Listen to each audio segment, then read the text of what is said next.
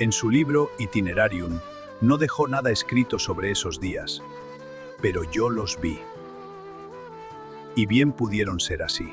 Iba y venía por la judería hablando con unos y con otros, primero con los sabios. Necesito vuestros consejos y ayuda para el viaje.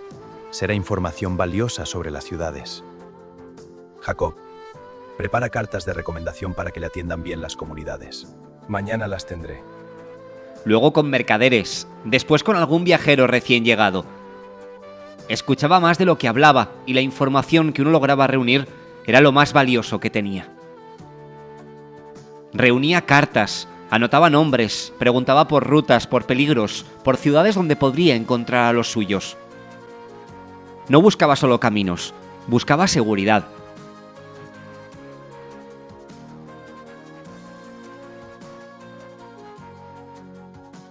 Esto es lo que buscabas, Benjamín. Solo te costará un sanchete de plata. Trato hecho, David. Sabes bien el oficio. Durante varios días lo vi prepararse. No decía mucho, pero se notaba que cada paso estaba pensado. Todo lo que preparó cabía en una bolsa. Lo revisaba una y otra vez. Monedas, un cuchillo, telas, documentos, poco, pero lo imprescindible.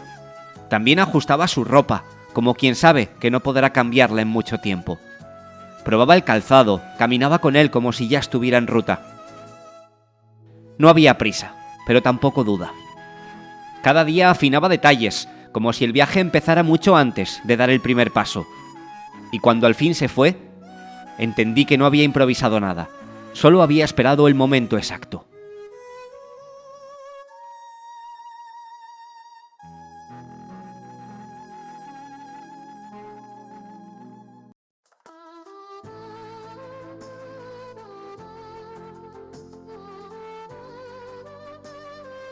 Adiós, río Ebro. Regresaré aunque solo sea para morir en tus orillas. Salí de mi ciudad Tudela hacia la ciudad de Zaragoza. Descendí por el curso del río Ebro hasta Tortosa. Luego gira a la costa, Tarragona, llegando a Barcelona.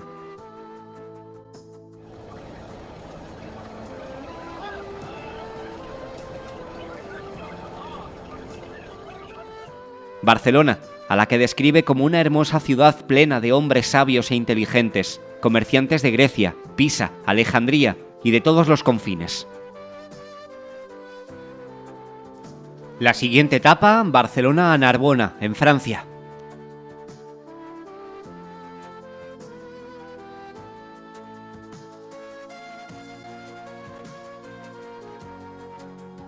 Narbona, la ciudad donde se estudia la Torá, con rabalónicos a la cabeza, junto a eruditos que difunden su mensaje a otros países. Salió de Narbona, pasando por Montpellier y el Lunel, y llegó a Marsella, donde partió por mar hacia Génova.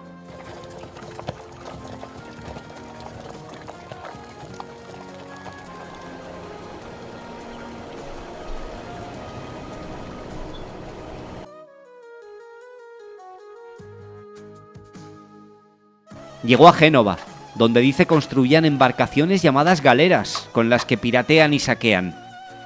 Están en lucha permanente con los ciudadanos de Pisa.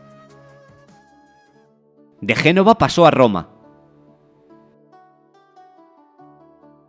Vio una gran capital de palacios e iglesias, especialmente San Pedro, con los tesoros del templo traídos por Tito y judíos influyentes en la corte de Alejandro III, como el rabino Yehiel.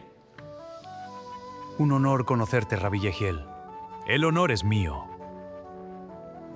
De Roma pasó a Capua, Pozzuoli, Nápoles y Salermo. En Salermo había una célebre escuela de medicina donde acuden sabios de muchas naciones. Salió de Salerno y continuó el viaje por Amalfi, Benavente, Melfi, Ascoli y Trani. El recorrido continúa por Trani, Bari, Tarento, Brindisi. Habló de las actividades de los judíos, como los cintoreros de Brindisi. Después de Brindisi continúa por Otranto, desde donde cruzó el mar hacia Corfu y Arta. Desembarca en Artra y recorre Grecia, pasando por Aquelo, Patras, Lepanto y Corinto hasta llegar a Tebas. En Tebas La seda se trabaja sin descanso en telares que sostienen la riqueza de la ciudad y su comercio. Salió de Tebas y tras pasar por varias localidades intermedias, llegó a Salónica. Salónica aparece como una ciudad importante del Imperio Bizantino, destacada por su intensa actividad comercial y una comunidad judía organizada dentro de la ruta hacia Constantinopla. Toma, te servirá para tu propósito.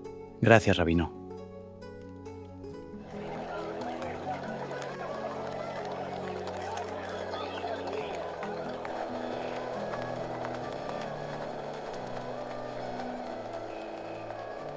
Después de Salónica, Benjamín continúa hacia Demetrici, Drama, Cristópoli y Ábidos, hasta llegar a Constantinopla, que se convierte en la siguiente gran etapa importante de su viaje. Constantinopla deslumbra a Benjamín con sus palacios, zoológicos imperiales, mercados y riquezas. También describe la difícil situación de los judíos en la capital bizantina, donde comerciantes de todo Oriente llenan sus calles y puertos.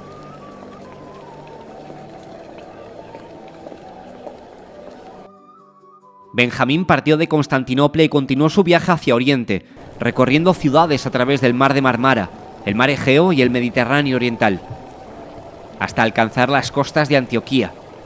Después de Antioquía, Benjamín de Tudela continuó bordeando la costa siria y libanesa hasta llegar a Acre y entrar en Tierra Santa rumbo a Jerusalén.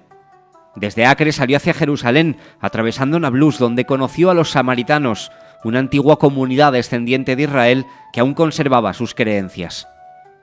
Su relato es uno de los testimonios más importantes sobre este pueblo en Tierra Santa. Y llegó a Jerusalén, donde encontró una ciudad llena de peregrinos, comerciantes y guerreros llegados de todos los rincones del mundo.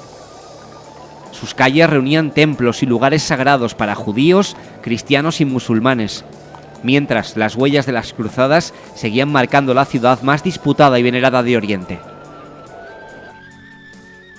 Desde las colinas que rodeaban Jerusalén, Benjamín contempló por última vez las murallas y los lugares sagrados de la ciudad. Dejaba atrás el destino más anhelado de su viaje. En el camino hacia Belén, Benjamín se detuvo ante el sepulcro de Raquel, formado por 11 piedras que simbolizaban a las tribus de Israel, incluyendo a Leví, cuya tribu no recibió tierras propias.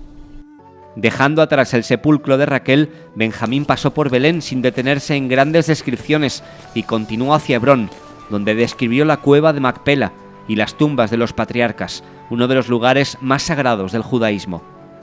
Una vez terminada la visita a Hebrón, Benjamín continuó su viaje atravesando varias ciudades y fortalezas de Palestina, hasta dirigirse finalmente hacia Damasco. Desde las colinas, Benjamín contempla Damasco, una ciudad inmensa, rodeada de huertas, murallas y mezquitas que dominan el horizonte. Al cruzar sus puertas, encuentra caravanas, mercaderes y calles abarrotadas de viajeros de Oriente. Recorre zocos llenos de cerámica, telas y metales trabajados por artesanos musulmanes, mientras conversa con rabinos y estudiosos judíos en los barrios interiores de la ciudad. Entre patios, templos y grandes mezquitas, descubre una de las capitales más vivas y ricas del mundo islámico. Una vez dejada atrás Damasco, Benjamín continuó la ruta hacia Bagdad, deteniéndose antes en Palmira. Encontró allí una comunidad de judíos guerreros que defendían la ciudad y combatían junto a Nur al-Din. En los palacios abasíes, Benjamín contempla ceremonias llenas de oro, mosaicos y cortesanos que rodean al poderoso califa de Bagdad. Los mercados hierven de vida entre caravanas, camellos y mercaderes, llegados desde Persia, Arabia y la India con sedas y especias. Las hosterías reciben a viajeros de todo Oriente ofreciendo descanso y refugio en grandes patios llenos de comerciantes y peregrinos. La comunidad judía de Bagdad destaca por sus sabios, comerciantes y escuelas hebreas en una ciudad cosmopolita y tolerante. El Dar al-Maristán sorprende a Benjamín como uno de los hospitales más avanzados de su tiempo, dedicado al cuidado de enfermos mentales. Después de Bagdad, Benjamín se detuvo ante las ruinas de Birs-Nirut, creyendo estar ante las ruinas de Babilonia. Benjamín continuó hacia Gila y paró en Al-Kifi, donde visitó el sepulcro de Ezequiel.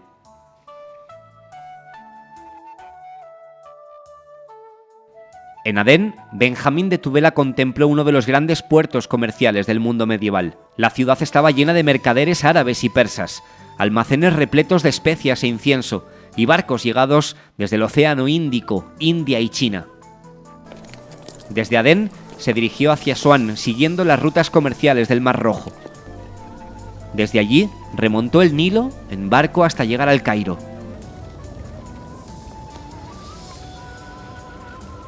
Desde el Cairo, Benjamín navegó por el delta del Nilo entre barcazas cargadas de mercancías hasta alcanzar el gran puerto mediterráneo de Alejandría.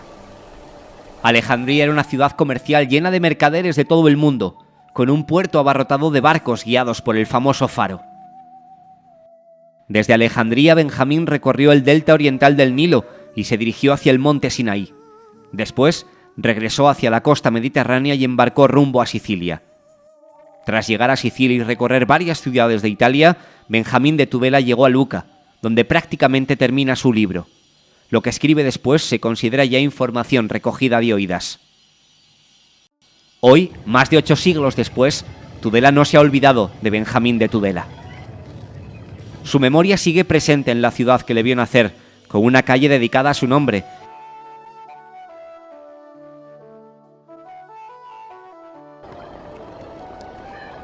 y 2 plazas donde se alzan un busto y el monumento sefardí en homenaje al gran viajero que llevó el nombre de Tudela por todo el mundo conocido.